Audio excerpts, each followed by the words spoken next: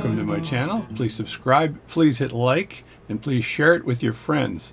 If you want to get a hold of me to do some work, I'm at jdwatchservice@gmail.com, right up there. Oh, there it is. It's Watch My Service. I record probably 98% of my repairs that I do. And you see them on YouTube, and make sure you're obviously on the YouTube channel now and you subscribe to that YouTube channel, and you'll see when I get new videos on board. And that's my introduction. So my last video I worked on this very old Waltham watch, and as you can see as I rotate it, how free that balance is. Now I was talking to Sonny out there. Hey Sonny, how you doing? Thanks for the comments. There were a lot of comments on this particular job, and so what I did here is I removed this balance. I put it in a lathe, and I actually removed material from the pivot, the upper pivot on that, to fit into the new jewel I put in there, and I had modified the jewel setting to fit inside the balance cock. So it all worked. I shimmed it though, however, and I put dual shims on there, as I explained in my previous video, so that the balance cock wouldn't rock up or down, so the pivots would be at a 90-degree angle to the plate, which is, I think, a smart thing to do. And I think Sonny asked me, so will the thing still work if the shims are out? So I'm going to test that. I didn't do that yet, so I want to test to see if everything is fine when I remove those shims, or does it snug in. If it does snug in, I don't think I'm going to modify the tip of this, because the pivot is straight, but it's actually conical, so it goes straight like this, and then it cones out like that. And depending on how much of that pivot is in that jewel hole, it should just be the tip of it, so it might not make a difference. But I don't want to move that back to a point where I actually have end shake that's too large, and when I turn the watch upside down, it stops. So, or it rattles when I turn it upside down. I've had watches do that before, where I've removed end shake. So you can't make a piece of spaghetti longer. Well, you can a little bit because it's very flexible, but you can't make a steel rod longer.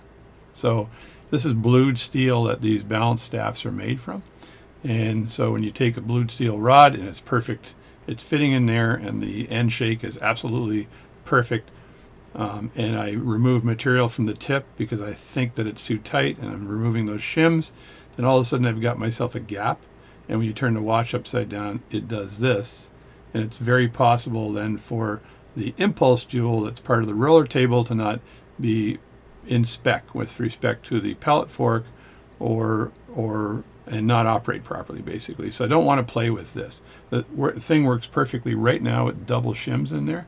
I will test it. I will remove those shims and see if I can still get it to spin. Oh, watch check. So here's what I'm wearing here. I'm wearing the Interstellar. Have a look at this baby. So all right. So you guys all know who starred in the movie Interstellar. This is a Hamilton, called the Hamilton Interstellar Automatic. It's running at 21,600 beats per hour, 21,600 beats per hour. It is supposed to run at 28.8, but they've brought it down to 21.6. Added a bigger mainspring, and this baby will operate for 80 hours without a problem. So I can take it off on the weekend, like on a Friday night, put it back on a Monday, and it's still keeping time. I love that about this watch. It's also got, it's a avionics, or it's an airman's watch. It's got the big numbers that you need, and it's got the luminescent. It's quite good. It's got the day in case you woke up somewhere in a mess, and you're like, all right, we had the mess dinner last night, and it's Wednesday. Oh my God! I think it should be probably not Wednesday. But actually, right now it is not Wednesday. I did not change the day on top when I put this on yesterday, which was Sunday. I took today off of work, which is Monday, to get some watches done. So anybody out there who knows me knows that I'll be bothered all day anyway, even though I took the day off. So there you go. So that's the Interstellar. Beautiful watch by Hamilton. Let me show you the back of this thing really quickly. Probably a longer video than I need this to be, right? So there it is, working away. Look at that baby. Holy crapoly. That is a gorgeous watch. Hamilton Interstellar. There's the rotor. It's fully automatic, and it is, you can't see it. It's like the wheels on Beverly Hillbillies, if you remember that. It's matching the frame rate of the camera, and then you see the arms almost not move. That was the problem when you watched the Beverly Hillbillies car as it drove down the road.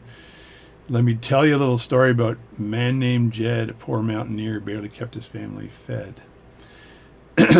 And then one day he was shooting at some food, and up from the ground come a bubbling crude. That's for you people that enjoy my humor. Anyway, so a shout out to Sonny today, though, because he made some comments. Some of the comments that were made were that Sonny was saying that he wanted to see this thing running without those two little pieces of white paper in there. They're forple folded, by the way, on both sides. And he thought that would be a better thing. He also wanted to see there was a slight bend in the balance, just ever so slight bend in the balance. And I was just going to take my thumbs and go and work that out. I think it's so minor that I didn't want to make a video on that, because I've already made a video on how to true a balance to flat, so I didn't need to make a video on that one. The other comment I got was that a wax chuck should have been used instead of chucking it up in my lathe and actually trying to remove material with my burnishing tool. That I should have used a wax chuck, so that the end of that pivot when it's spinning is absolutely true to center, right? And I know that the wax, like when you saw me do the work on the jewel setting, and I used wax to, first of all, stick the jewel setting on the end of that rod. This is the rod that was used. Look, I just happen to have it right here. Is a rod like this. So a brass rod. This isn't the actual rod, but it's like a brass rod like this was used. And I put the jewel setting on top after I faced this off so it was completely flat. And then when I put it in the lathe, I used a stick or something. I think it was a stick and I just touched it on that as it spun. And I had, in the same time, I had a soldering iron touching it to heat up the shellac. They call it a wax chuck, but you use shellac to heat the shellac up while I trued it, and the thing was absolutely true. So the gentleman who wrote me is likely absolutely correct about wax chucking up the balance and not putting it on the lathe. And actually, all the books tell you to do that. So I've never chucked up a balance with wax, like with a wax chuck. So I'm not sure how much a wax chuck could chuck, if the wax chuck could chuck wax. Pause, wait for the laugh, continue talking. So that's my wax chuck thing. So I think I will try that, though, but I might wait until I have even more time to do watches. So as I told you before, the cottage is almost closed down. It's closing down next weekend. And then after that, I have the weekends to do watch work, which is what I intend to do, and catch up with some of the stuff I have waiting there. This one here is one of 2 watches that I should be able to complete today and then return both with any luck. And that'll be an interesting thing. So the adventure here is simply to put on the roller table and put on the hairspring after I make sure that I have make sure you got to do the yabba dabba do when you start thinking while you're speaking. I think normal people would go cut and they would do the 17th take of that. That's what they do in movies. I don't do that. I just babble on 5. I just babble on without any takes. But what I need to do is then just test this without the paper there, without the watchmaker's paper in there as a shim. See if it still rotates. If it still rotates without that in, that's wonderful, but I don't think it will out there, Sonny. I don't think it will. And if it doesn't, I don't want to trim that end of that balance anymore, and this is an acceptable way of putting it in. It's in the watchmaker's books that you can do this, so I'm not breaking any rules. So after I've done that, and that's settled in nicely, I will then put on the roller table, and that roller table will be installed at a 90-degree angle to the arms of the balance. And then I have to make sure that that roller table is dead center with the pallet fork. So there's the pallet fork, the end of it, and there's the impulse jewel, I'll say, on this side. And when it's sitting there, it's at rest. The impulse jewel is attached to this thing called the roller table, And when it's sitting there like this, it's absolutely sitting in the middle of the pallet fork at rest, and that ensures that when this is rotating, wrong way, goes this way and this way, the exact same amount of degrees, and that means it's going to be in beat. The watch is in beat. I should get a good amplitude out of this watch, hopefully. Everything is hopefully on these very old watches, so there are corrections I can do. You don't want to spend 20 hours on a $200 watch unless it means something to the person. I think these two watches I was working on do mean something to the individual. I think he works at a defense college as a professor, so never argue with a professor. Learned that when I was with a bunch of professors years ago. I'm just professing to say that. Oh, I'm telling you, my jokes are so bad. So that's that. I'm not sure if I'll videotape the putting on of the like setting it all up, but I might make one last tape when it's working. So just to make sure you know, let me just raise it up a little bit there. What's the serial number? 797592 something. 797592 something. So when I come back and show you the end result, better be the same darn serial number, or else.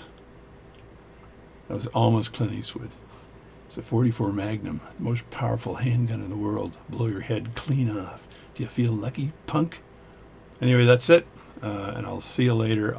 I might make the other video, or I might not. Well, the other thing is, Chris Spinner out there does great videos, by the way, excellent videos.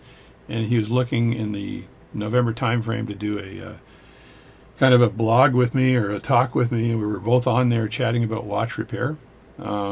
I've got a lot of years of experience in repairing watches and pocket watches and doing crystal work and doing all kinds of different work. He also has very good experience, and he's much better at making videos than I am. I just have this sense of humor that just gets involved with my videos, and I'll apologize for all you people out there with no sense of humor whatsoever. So, and if you don't have a sense of humor, I suspect Amazon sells them probably on Amazon Prime Day. You can buy yourself a sense of humor probably for $12, or buy it directly from China for $6. Anyway, so that's that. I'm going to put this up, and if there's anything, if you agree with Chris and I doing a blog, let me know. I think it's a good idea. The spinning of this baby is exceptional. I'm very happy. I would blow on it if I had an air puffer nearby, but if I do, I'll move things and you'll see things move. So, but if I do this, when you do this and you see the actual bounce staying where it is, you know the darn thing is nice and loose. And the screw is all the way in, and I've got the papers in there, and I think I did a good job. So I'll see you later. Thanks for subscribing to my channel and listening to me babble. If you have any questions of any type to ask, then please ask them. Let me just put this very nice watch upside down. What am I doing? There. That's a sapphire crystal on that. And this baby will run for hours, 80 hours to be exact. Anyway, that's it. Thanks a lot. Thanks for subscribing. I think I will shut up. Bye.